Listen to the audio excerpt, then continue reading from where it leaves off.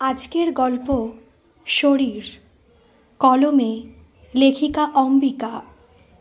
লেখিকাকে সম্মান জানিয়ে আজকের গল্পটি শুরু করছি। মুনমুনের ভীষণ আনন্দ আজকে। অবশেষে ওর স্বপ্নের পুরুষ নবাবের সাথে ওর বিয়ে আজ। ওদের দুজনের 4 হাত এক হওয়ার দিন। নবাব। এখনো এই নামটা মনে পড়লেই সারা শরীরের মধ্যে কিরকম একটা শিহরণ জেগে উঠছে।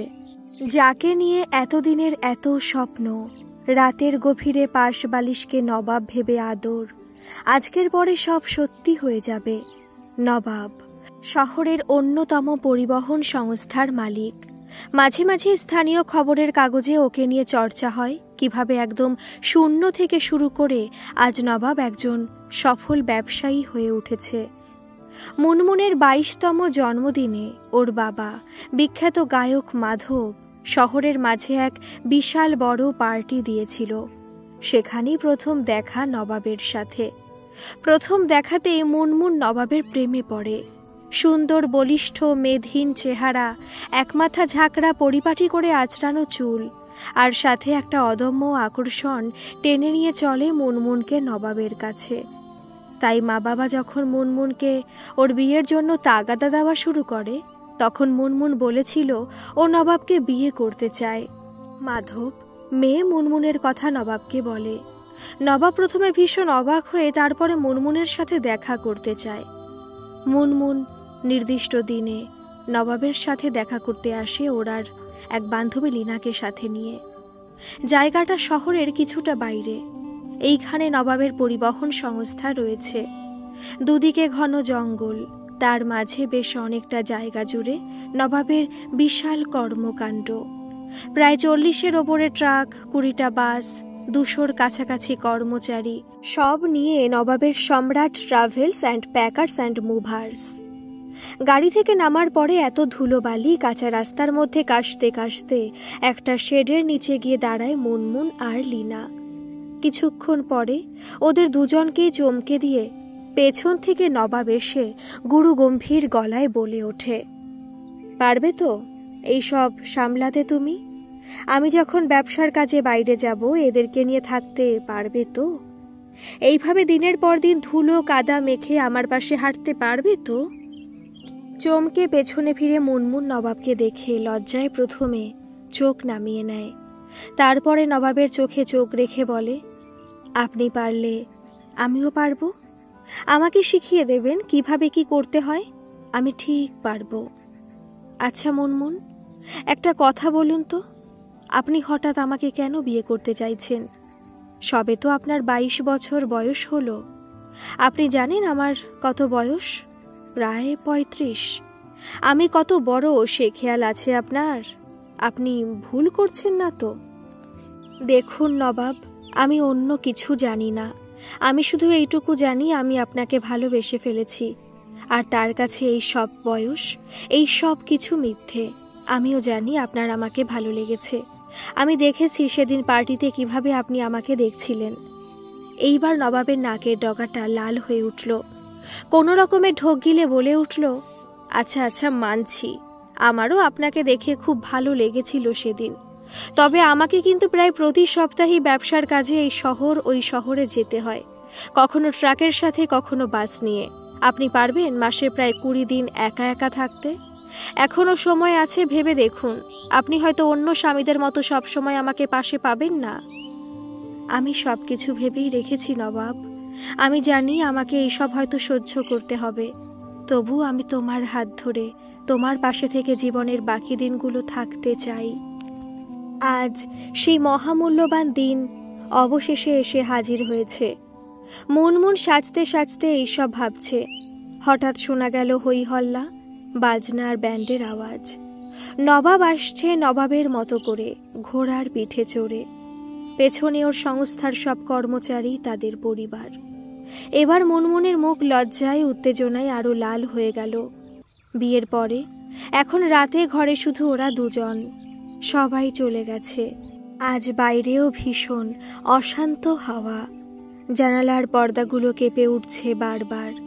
মনে হচ্ছে সবকিছু ভেঙে তছনছ করে দেবে। নবাব ধীরে ধীরে মুনমুনের সামনে এসে দাঁড়ালো। মুনমুনের চিবুক তুলে ধরে ধীরে ধীরে। মুনমুনের চোখ আবেগে বন্ধ, নরম পাপড়ির মতো ঠোঁট কেঁপে ওঠে তীর তীর করে। নবাব ওর ঠোঁটের ওপরে নিজের ঠোঁট চেপে ধরে সজোরে। ধীরে ধীরে মুনমুন ছেড়ে দেয় নিজেকে সম্পূর্ণভাবে নবাবের হাতে। নবাব আদর করতে করতে মুনমুনের মাথা কান থেকে গয়নাগুলো ধীরে ধীরে খুলতে থাকে। নবাবের অবাধ্য হাত মুনের শাড়ির আঁচল সরিয়ে দেয়। মুনকে নবাব নিজের কোলে তুলে নেয়।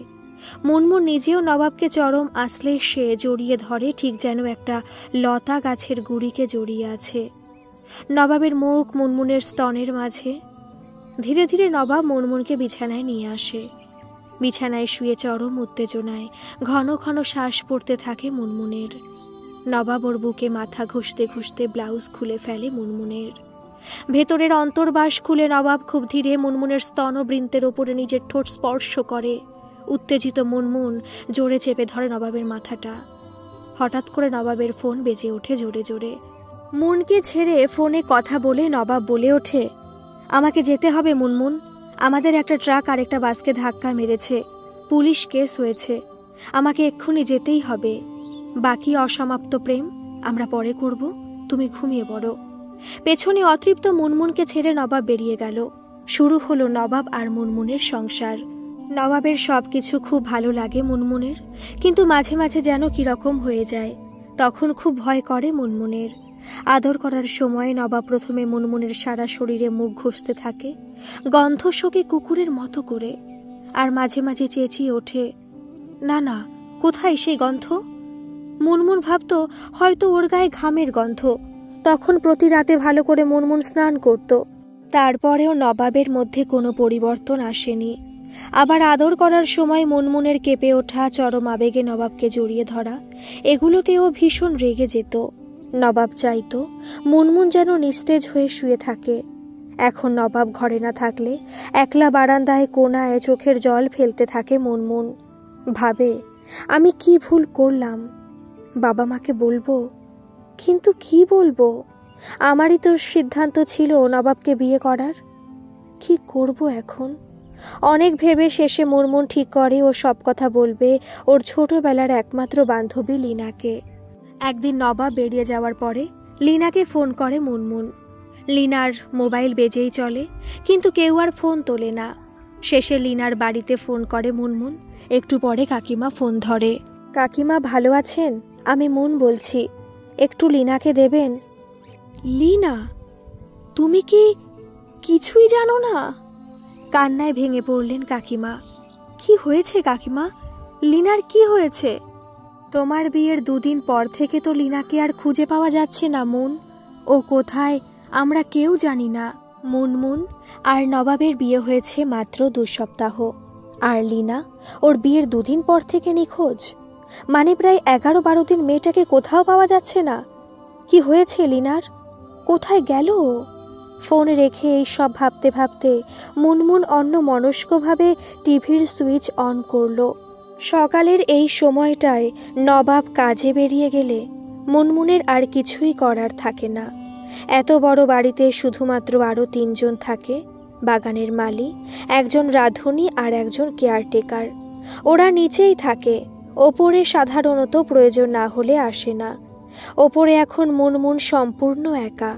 নবাব পুরো বাড়িটা খুব সুন্দর করে সাজিয়েছে, যদিও সব অগোছালো হয়ে পড়ে আছে। ফটো, পেন্টিং সব কিছুর ওপরেই অল্প বিস্তর ধুলো জমেছে।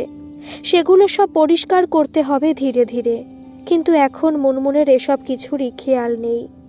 ওর মাথায় শুধু লীনার আর ওর হাজার স্মৃতি ভেসে আসছে। সেই একই স্কুলে পড়াশোনা, একসাথে খেলাধুলো, রাগারাগি, মারামারি, বাবা ট্যুরে চলে গেলে লীনার সাথে একসাথে থাকা, কোথায় হারিয়ে গেল হঠাৎ করে। এই সব ভাবতে ভাবতে অন্যমনস্কভাবে চ্যানেল চেঞ্জ করতে থাকে মুনমুন। হঠাৎ কিছু একটা টিভিতে শুনে থমকে যায় মুনমুন। স্থানীয় চ্যানেলে খবর হচ্ছে। খবরে দেখাচ্ছে গত কয়েক মাস ধরেই শহরের কিছু কিছু অঞ্চল থেকে মেয়েরা উধাও হয়ে যাচ্ছে। অধিকাংশের বয়স 15 থেকে 30-এর মধ্যে। এছাড়া আশ্চর্যজনকভাবে শহরের মর্গ থেকেও এখনও পর্যন্ত 5খানা মৃতদেহকে উদ্ধার করা গেছে। পুলিশ কোনো কিছুই বুঝতে পারছে না। তবে অধিকাংশ মেয়েদের শেষ দেখা গিয়েছিল পারিজাতনগরে বা তার আশেপাশে। পারিজাতনগর, এর শেষ প্রান্তেই তো নবাবের সম্রাট travels and packers and movers. একটা অজানা ভয়ে কেঁপে ওঠে মুনমুন। তাড়াতাড়ি করে টিভিটা অফ করে স্নান করে এসে নবাবকে ফোন করে মুনমুন। ফোন বেজেই যায়, কিন্তু কেউ ফোন ধরে না। এরপরে মুনমুন নবাবের অফিসের ম্যানেজার বাবুকে ফোন করে। রমেশদা, আমি মুনমুন বলছি, নবাব কি আছে? আমাকে আপনার নম্বর দিয়ে গিয়েছিল আর কোনো দরকারে ফোন করতে বলেছিল। ও ম্যাডাম, ভালো আছেন তো? আচ্ছা স্যার, আসলে একটু কাজে আটকে পড়েছেন, তাই হয়তো ধরতে পারছেন না ফোন। আসলে নতুন কয়েকটা ট্রাক কেনার ডিল নিয়ে স্যার খুব ব্যস্ত। আজ তো সকাল থেকে কিছুই খাননি অফিসে আসার পরে। কি বলছেন? এখনো কিছু খাওয়া দাওয়া হয়নি? এখন তো প্রায় দুপুর 1টা। আচ্ছা, আর কতক্ষণ চলবে এই ডিলিংসের কাজকর্ম? আমি ঠিক জানি না ম্যাডাম, তবে হয়তো আর আধ ঘন্টা। ফোনে রেখে মুনমুন ঠিক করে নেয় ওর কর্তব্য। ভাবে আজ নবাবকে চমকে দেবে। রান্না করা খাবার নিয়ে গাড়িতে করে 15 মিনিটের মধ্যে এসে পৌঁছয় নবাবের অফিসে পারিজাতনগরে। গেটের দারোয়ান ম্যাডামকে দেখে দরজা খুলে দেয়। ম্যানেজার রমেশ ছুটে আসে। ম্যাডাম, আপনি এখানে? কিছু লাগবে? মানে আমাকে বললে আমি চলে আসতাম। স্যার তো এখনো ফেরেননি। আরে ঘাবড়াবেন না রমেশদা, আমি আপনাদের স্যারকে আর চমকে দেব। নিজে হাতে সব রান্না করে নিয়ে এসেছি, একসাথে বসে খাবো। কোথায় তোমার স্যারের কেবিন? আপনি স্যারের কেবিনে যাবেন? মানে স্যার ওখানে কাউকে যেতে দেন না কখনো। ওনার কিছু দরকার হলে উনি বলে দিলে পাশের রুমে আমরা সব রেখে আসি।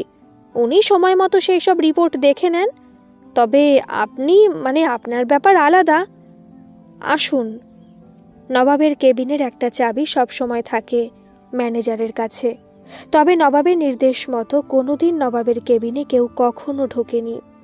প্রতিদিন সকালে নবাব অফিসে এসে পৌঁছলে ওর কেবিন ওর উপস্থিতিতে পরিষ্কার করা হয়।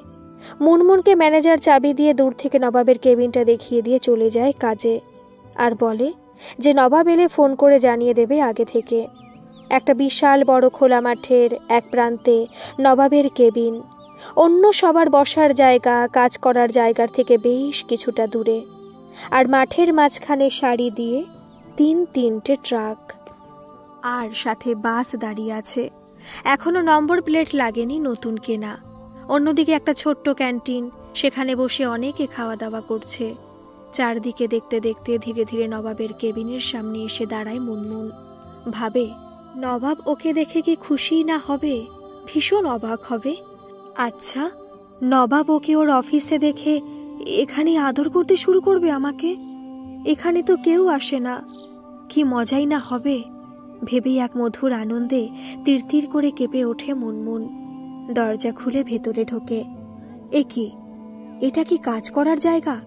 কেউ এভাবে কাজ করতে পারে? পুরো কেবিনটা একদম কুচকুচে কালো। কোনো জানালা নেই, কোনো টেবিল বা চেয়ার নেই, নেই কোনো বসার জায়গা বা সোফা। ঘরের ঠিক মাঝে একটা বিশাল বড় গদি ফেলা আছে। তার উপরে রয়েছে বালিশ, ল্যাপটপ, কিছু বই আর অনেকগুলো ছোট ছোট ট্রাকের মডেল খেলনা। ঘরের অন্য প্রান্তে বিশাল বড় করে বাঁধানো দুজন মানুষের ছবি, অনেকদিন আগের, নিশ্চয়ই নবাবের মা বাবার। আর মাঝখানে ছোট্ট নবাবের ফটো। ঘরের আরেক দিকে দেওয়ালে রয়েছে বড় সাদা রঙের পর্দা, আর ছাদের সিলিং থেকে ঝুলছে প্রজেক্টর। আর আছে একটা ছোট্ট ফ্রিজ, কিন্তু চাবি দেওয়া। মুনমুন বুঝতে পারে কিভাবে মানুষটা আজ এই জায়গাতে এসেছে। যখন রাতে কাজ থাকে হয়তো এখানেই ঘুমিয়ে পড়ে, আর বাড়ি ফিরে আসে না। এত অনাড়ম্বরভাবে কেউ থাকতে পারে? খাবারগুলো মেঝের ওপরে একদিকে রেখে মুনমুন বসে পড়ে গদির ওপরে। প্রায় আধ ঘন্টা হয়ে গেল, এখনও নবাব আসেনি।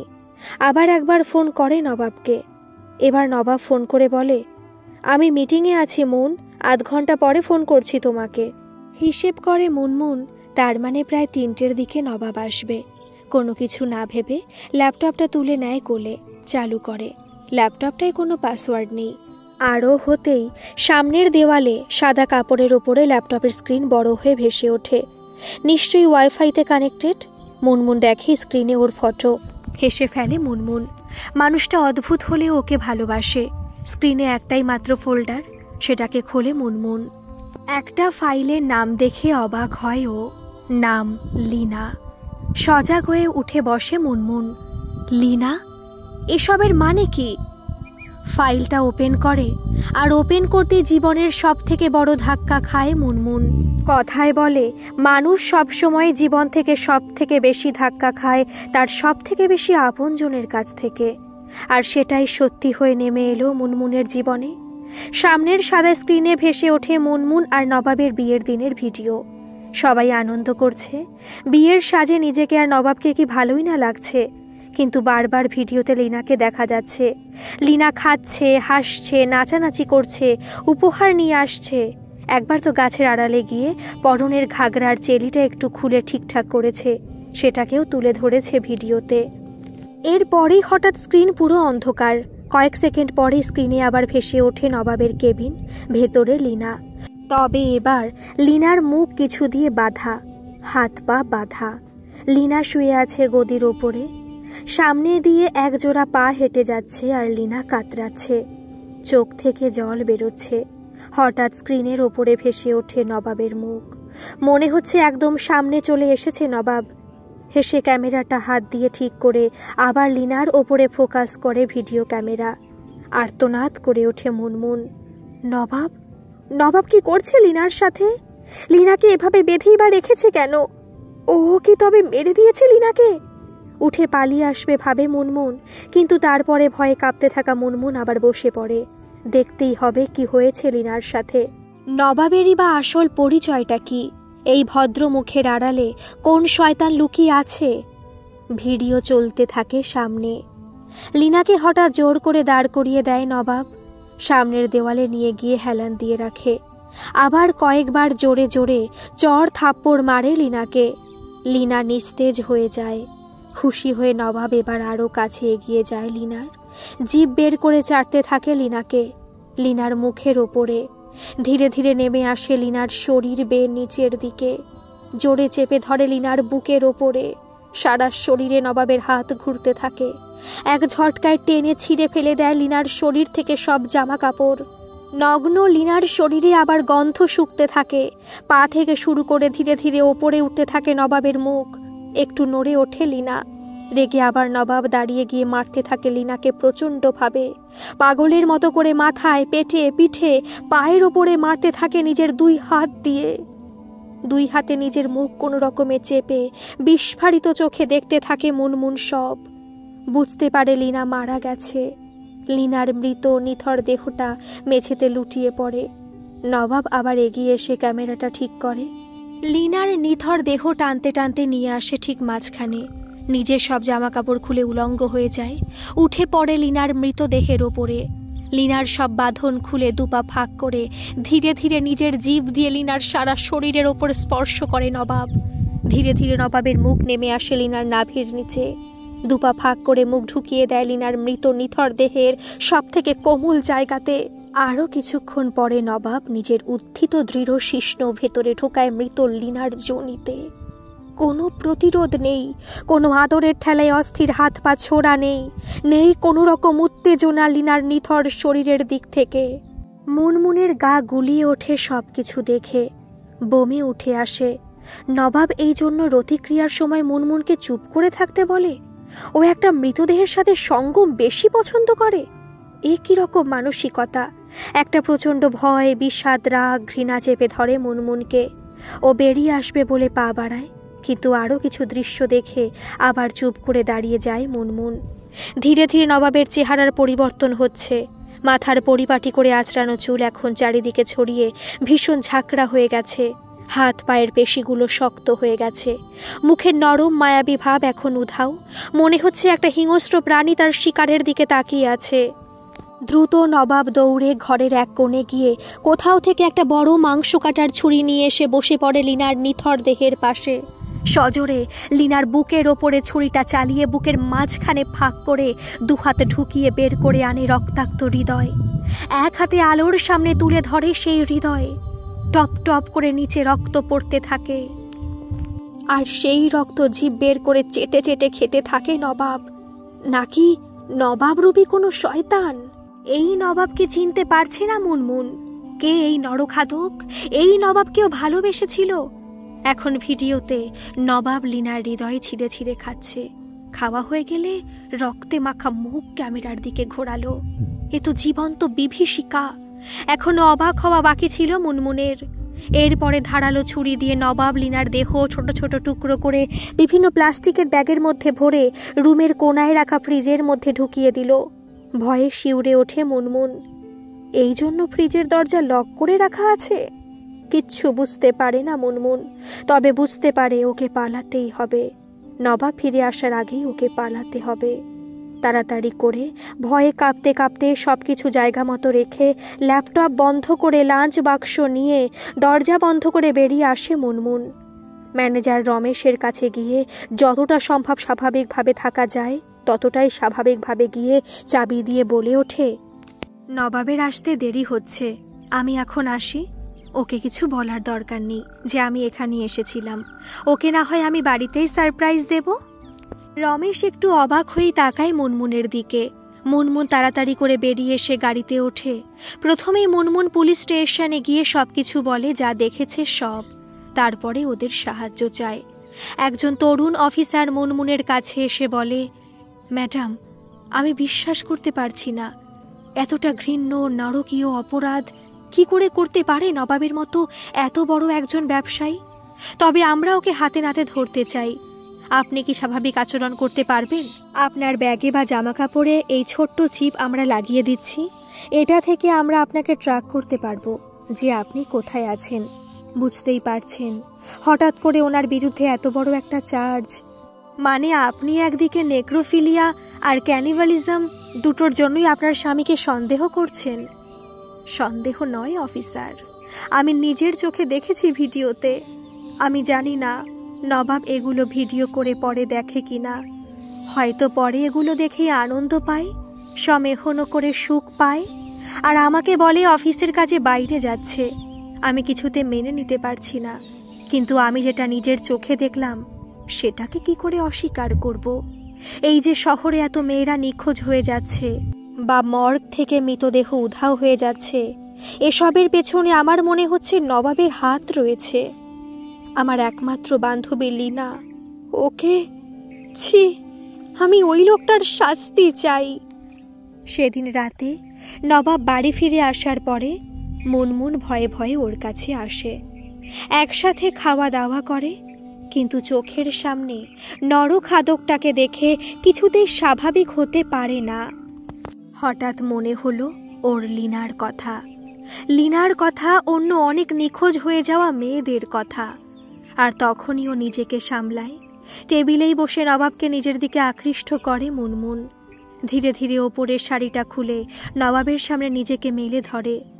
নবাব নিজেও ধীরে ধীরে উত্তেজিত হয়ে পড়ে। একটা আলুর টুকরো দাঁতের মধ্যে ভরে মুখটাকে নামিয়ে নিয়ে আসে মুনমুনের মুখের ওপরে। মুনমুনের মনে পড়ে যায় লীনার রক্তাক্ত হৃদয়ে ছিঁড়ে ছিঁড়ে খাওয়ার দৃশ্যটা। নবাবের মুখটা নিজের মুখ থেকে সরিয়ে বমি করতে শুরু করে মুনমুন। হঠাৎ পেছন থেকে হ্যাচকা টান মেরে নবাব মুনমুনকে ধরে। মাথার চুল জোর করে মুঠোর মধ্যে ধরে টানতে টানতে নিয়ে আসে বেডরুমে। এনে বেডরুমে জানালায় মুনমুনের দুহাত শক্ত করে বেঁধে হিসহিস করে বলে ওঠে, কি ভেবেছ কি মন? আমি কিছুই বুঝতে পারবো না? সিসিটিভি ক্যামেরাগুলো আমি কি এমনি লাগিয়ে রেখেছি? তুমি তাহলে শেষ পর্যন্ত জেনেই গেলে আমার আসল চেহারা, তাই না? আচ্ছা, কেন তুমি নিজে যেচে আমার কাছে মরতে এলে? আমি তো তোমাকে প্রথমে বিয়ে করতে চাইনি।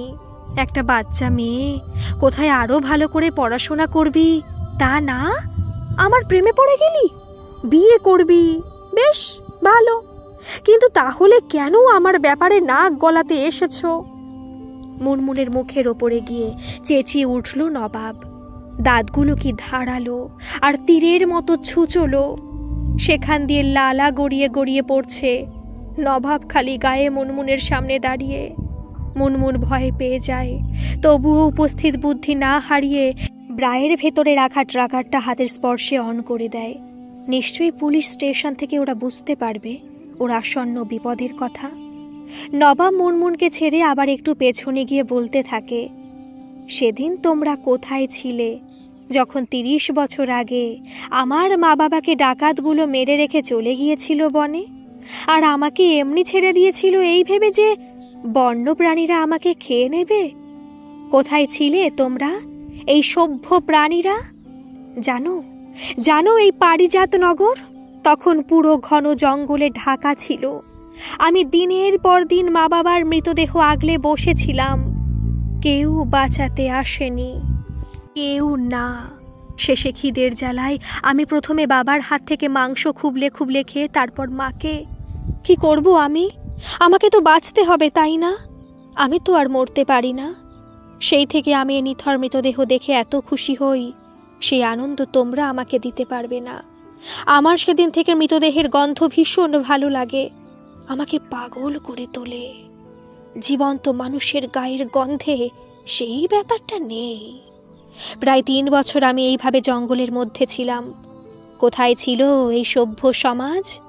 তবে মন মানুষের মাংস কি যে ভীষণ ভালো খেতে। তোমার ওই লীনা না কি যেন একটা নাম, যাই হোক, তোমার আর আমার বিয়েতে ও আমাকে ইশারা করছিল, জানো সেটা?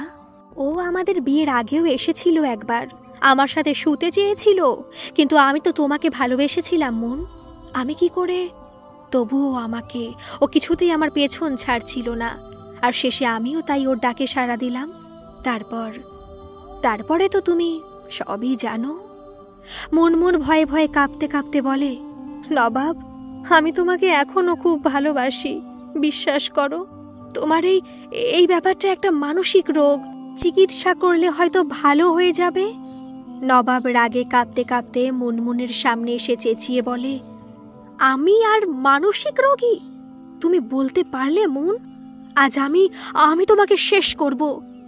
তারপর তোমার সুন্দর নধর শরীরে মাংস দিয়ে মহাভোজ হবে আমার। দেখো আজ আবার কি সুন্দর পূর্ণিমার চাঁদ উঠেছে আকাশে। নবাব এগিয়ে আসে একটা বড় ছুরি নিয়ে মুনমুনের দিকে। মুনমুন চেঁচিয়ে ওঠে, তবে পিস্তলের গর্জন ওর আওয়াজকেও ছাপিয়ে ওঠে। নবাব পড়ে যায় মেঝেতে। পেছন থেকে পুলিশ অফিসার দৌড়ে আসে। পরের কিছুদিন ভীষণ দৌড়দৌড়ি হয়। প্রমাণিত হয় নবাবের সব অপরাধ। ফ্রিজ থেকে পাওয়া যায় অনেক টুকরো করে কেটে রাখা মানুষের দেহ। লিনার শেষকৃত্য সম্পন্ন হয়। মুনমুন নিজে দাঁড়িয়ে থেকে সব কাজ করে। এখন মুনমুন দেশ ছেড়ে চলে এসেছে। নতুনভাবে জীবন শুরু করতে চাইছে সব পুরনো বিভীষিকাময় দিনগুলো ভুলে। তবুও মাঝে মাঝে গভীর রাতের স্বপ্নে এসে হানা দেয় নবাবের সেই হাতের ওপরে রক্তাক্ত হৃদয়, সেটা থেকে টপ টপ করে পড়তে থাকা রক্ত, আর নিচে জিভ বের করে থাকা নবাবের মুখ।